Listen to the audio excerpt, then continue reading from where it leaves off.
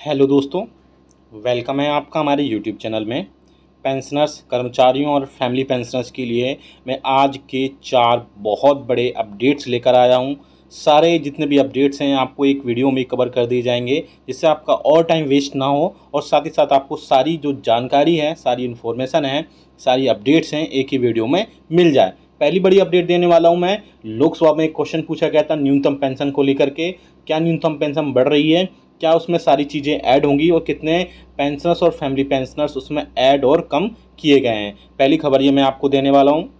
साथ ही साथ दूसरी जो बड़ी खबर होगी वो एक आपको बता दूं कि ओणम फेस्टिवल के चलते कई सारे पेंशनर्स और कर्मचारियों की जो सैलरी है और पेंशन है वो उनके खातों में टाइम से पहले यानी लास्ट वर्किंग डे के पहले पहुंच जाएगी। दूसरी बड़ी खबर मैं आपको ये देने वाला हूँ। साथ ही साथ तीसरी जो बड़ी खबर है, एक पेंशन अदालत का जो है ऑर्गेनाइज की जा रही है यहाँ पर सेंट्रल पेंशन अकाउंटिंग ऑफिस यानी कि CPAO की तरफ से न्यू दिल्ली में, जिसमें वीडियो कॉन्फ्रेंसिंग के जरिए आप भी जुड़कर उसमें आप अपनी समस्या बता सकते हैं। कैसे उसमें अपडेट करना है, कैसे उसमें लॉगिन करना है, सारी चीज़ें मैं आपको डिटेल में बताऊंगा। साथ ही साथ जो नेक्स्ट बड़ी अपडेट है वो 8th पे कमीशन को लेकर के है। 8वें वेतन आयोग को लेकर के एक बड़ी जो अपडेट आ रही है वो भी मैं आपको दूंगा। वो भी खबर लोकसभा और राज्यसभा से ही आ रही है, तो पूरे वीडियो को, थोड़ा सा वीडियो लंबा हो सकता है लेकिन आपके लिए बहुत ही इंपॉर्टेंट ये वीडियो है, इसीलिए इस वीडियो को पूरा लास्ट तक देखिएगा। और अगर चैनल पर पहली बार आए हैं तो चैनल को ज़रूर सब्सक्राइब करिएगा। साथ ही साथ आप हमारी वीडियोस की लेटेस्ट नोटिफिकेशन के लिए घंटे के निशान को ज़रूर प्रेस करिए, तभी आपके पास हमारी वीडियोस की लेटेस्ट नोटिफिकेशन आ पाएगी और आप हमारी वीडियोस को इसी तरीके से आगे भी वॉच कर पाएंगे। जैसा कि आप सभी को पता है कि 7वें वेतन आयोग के रिकमेंडेशंस के हिसाब से सभी पेंशनर्स की बेसिक पेंशन 9,000 रुपये, साथ ही साथ उनको DR के रूप में अदर अलाउंसेस प्रोवाइड कराए जाते हैं। सेम ऐसे ही कर्मचारियों के लिए बेसिक जो सैलरी है यानी कि कर्मचारियों की न्यूनतम सैलरी जो है वो 18,000 रुपये तय की गई थी 7वें वेतन आयोग के रिकमेंडेशंस के हिसाब से। साथ ही साथ उसमें TA, DA, HRA और जो अलग अलग मिनिस्ट्रीज और डिपार्टमेंट के हिसाब से उनको जो अलग अलग अलाउंसेस मिलते हैं वो उसमें ऐड होकर उनकी सैलरी और पेंशन बनती है। अब जो है कार्मिक लोक शिकायत और पेंशन मंत्रालय के पेंशन भोगी कल्याण विभाग की तरफ से लोकसभा में एक न्यूनतम पेंशन को लेकर के एक बहुत इंपॉर्टेंट क्वेश्चन पूछा गया था, जिसमें पूछा गया था क्वेश्चन में आप अपनी स्क्रीन पे भी देख पा रहे होंगे कि क्या पेंशनर्स की बेसिक पेंशन जैसी चीज़ें बढ़ने का प्रपोजल सरकार के पास में है या फिर इस संबंध में कोई विभागीय, मंत्रालयी और अंतर मंत्रालयी चर्चा की गई है। यदि हाँ तो उसका ब्यौरा क्या है, यानी कि क्या कोई डिपार्टमेंटल, मिनिस्ट्रियल या इंटर मिनिस्ट्रियल, क्योंकि ये सारी चीज़ें इंटर मिनिस्ट्रियल होती हैं, तो ये सारी चीज़ें क्या इंटर मिनिस्ट्रियल भी की गई हैं एंड डिस्कस हुई हैं, उसी के चलते ये सारी चीज़ें खबर आई हैं। और तो मैं बता दूं इसमें कार्मिक लोक शिकायत और पेंशन मंत्रालय तथा प्रधानमंत्री कार्यालय में राज्य मंत्री डॉक्टर जितेंद्र सिंह की तरफ से क्वेश्चन का आंसर देते हुए बोला गया है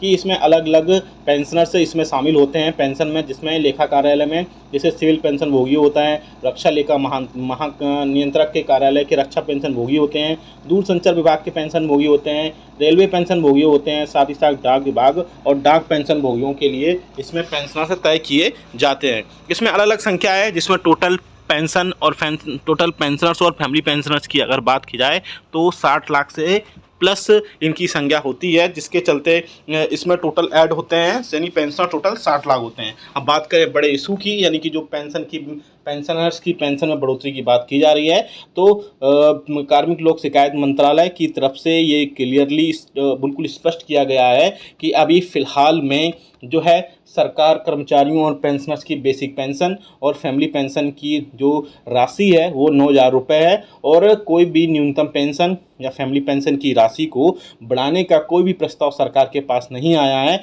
ना ही ऐसी कोई चर्चा अभी फ़िलहाल की जा रही है। पेंशन भोगी और कुटुंब पेंशन भोगी जो है यानी कि फैमिली पेंशन है, जो समय समय पर जो DR है यानी मूल्यों में बदलाव के आधार पर जो DR है उसी के राहत के हकदार होंगे, और उनको अन्य चीज़ें जो हैं यानी कि बेसिक पेंशन और फैमिली पेंशन 9,000 रुपये उनको मिलेगी। तो आप हमें कमेंट करके बताएगा क्या आपको लगता है कि वाकई में 9,000 रुपये जो प्रतिमास पेंशनर्स और फैमिली पेंशनर्स को बेसिक पेंशन और बेसिक फैमिली पेंशन प्रोवाइड कराई जाती वो उनके लिए सफिशिएंट है। कमेंट बॉक्स में जरूर बताएगा और आपके हिसाब से बताएगा कितनी बेसिक पेंशन और कितनी बेसिक फैमिली पेंशन आप आपके खातों में पहुंचनी चाहिए, कितनी बढ़नी चाहिए। दूसरी बड़ी खबर आपको मैं दे देता हूं कि एक जो बड़ी पेंशन अदालत है, यानी सेंट्रल पेंशन अकाउंटिंग ऑफिस की तरफ से, मिनिस्ट्री ऑफ फाइनेंस के डिपार्टमेंट ऑफ एक्सपेंडिचर की तरफ से, भीकाजी कामा प्लेस न्यू दिल्ली में एक वीडियो कॉन्फ्रेंसिंग के जरिए एक इम्पोर्टेंट जो है इसमें बहुत सारी चीज़ें ऐड होंगी, मैं बता दूं थोड़ा सा। देयर सेंट्रल गवर्नमेंट की तरफ से इसमें वेबसाइट भी दी गई है। आप अगर यस लिखेंगे तो आपको पेंशन अदालत 2023 का जो वीडियो कॉन्फ्रेंसिंग के जरिए आप उसमें ऐड हो सकते हैं, वो सारी चीज़ें उसमें ऐड हो जाएंगी।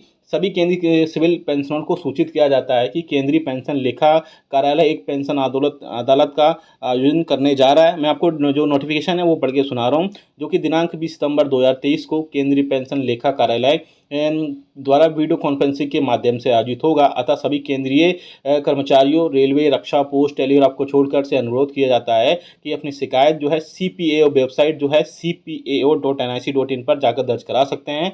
और भी कई सारी चीज़ें हैं इसमें वो शामिल हो सकते हैं। एक फॉर्मेट भी दिया गया है, जिस फॉर्मेट को आप फिल करके आप इसमें सारी चीज़ें ऐड कर सकते हैं। उस फॉर्मेट में आपके पेंशनर्स या फैमिली पेंशनर्स का नाम लिख सकते हैं, पेंशनर्स का PPO संख्या लिख सकते हैं, बैंक का नाम, खाता संख्या लिख सकते हैं, घर का पूरा एड्रेस लिख सकते हैं, मोबाइल नंबर लिख सकते हैं, बैंक शिकायत का जो भी आपको बैंक से रिलेटेड है, CPAO से रिलेटेड है, PAO से रिलेटेड है, एक ग्रीवियंस से आपका डिस्क्रिप्शन है, यानी शिकायत का विवरण है, ये सारी चीज़ें लिख करके अपने साइन करके उस पेंशन अदालत में शामिल हो सकते हैं। और जो भी आपका प्रॉब्लम है उसमें आप अपनी प्रॉब्लम रख सकते हैं। चलिए नेक्स्ट खबर की तरफ लेके चलते हैं। बेसिकली आप सभी को पता है कि अब केरला राज्य में जो है ओणम का त्यौहार बड़े धूमधाम से मनाया जाता है, तो जिसके चलते वहाँ पर सैलरी और पेंशन जल्दी हर साल खातों में पहुँच जाती है। तो ministry of confederation of central government employees and workers ने ये जो है मिनिस्ट्री ऑफ फाइनेंस और डिपार्टमेंट एक्सपेंडिचर को एक लेटर लिखा है कि ओणम फेस्टिवल के चलते कर्मचारियों और पेंशनर्स को सिर्फ केरला राज्य में जो है उनकी सैलरी और पेंशन जो है 29 अगस्त 2023 से पहले ओणम फेस्टिवल के चलते उनके खातों में पहुँचाई जाए, जिससे उनको उस त्यौहार को मनाने में जो है बहुत ज़्यादा राहत मिल सके। हालांकि इससे पहले भी हर साल जो है ओणम फेस्टिवल के चलते, ओणम फेस्टिवल के लिए जो है केरला राज्य के कर्मचारियों, पेंशनर्स और पेंशन भोगियों को हर साल ओणम फेस्टिवल से पहले उनके खातों में जो है सैलरी और पेंशन पहुंचाई जाती है। अब नेक्स्ट खबर हम लेके चलते हैं। नेक्स्ट खबर जो आ रही है वो है आपके 8वें वेतन आयोग की तरफ से। 8वें वेतन आयोग के लिए आप सभी को पता है कि 7वां वेतन आयोग जो है 2016 में लागू किया गया था।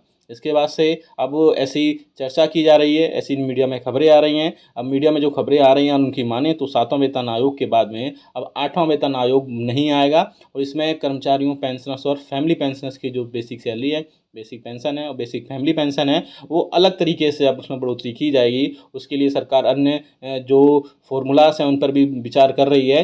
पहला फॉर्मूला में जो हो सकता है, जो मीडिया में खबरें आ रही हैं, वो है एक्रोइड फार्मूला।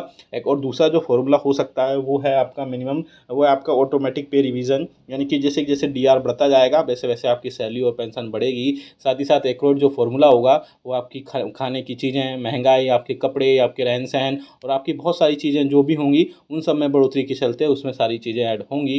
तो आप हमें कमेंट करके बताइएगा कि आपके हिसाब से इसमें कौन कौन सी चीज़ें ऐड हो सकती हैं, जिससे आपकी पेंशन, आपकी फैमिली पेंशन और भी कई सारी चीज़ें हैं उन सब पर कोई बहुत ज़्यादा फर्क ना पड़े। बेसिकली आप सभी के लिए, जी हाँ दोस्तों, कोई आपकी सैलरी और पेंशन में बहुत ज़्यादा बढ़ोतरी अगर हो जाएगी तो फैमिली पेंशनर्स और कर्मचारियों को उसमें बहुत ज़्यादा राहत मिलने की उम्मीद जताई जा रही है। जो वीडियो आपको बहुत इंपॉर्टेंट होगा आपके जानकारी के लिए। ये वीडियो अच्छा लगा तो लाइक करिएगा, शेयर करिएगा। साथ ही साथ आप हमें कमेंट करके बताइएगा आपकी बेसिक पेंशन और बेसिक फैमिली पेंशन कितने प्रतिशत बढ़नी चाहिए, जिससे कर्मचारियों, पेंशनर्स और फैमिली पेंशनर्स को उनकी राहत हो सके या उनकी ज़रूरी चीज़ें उनको परचेस कर सकें। वीडियो अच्छा लगा तो लाइक करिएगा, शेयर सभी के साथ करिएगा। ऐसी न्यूज़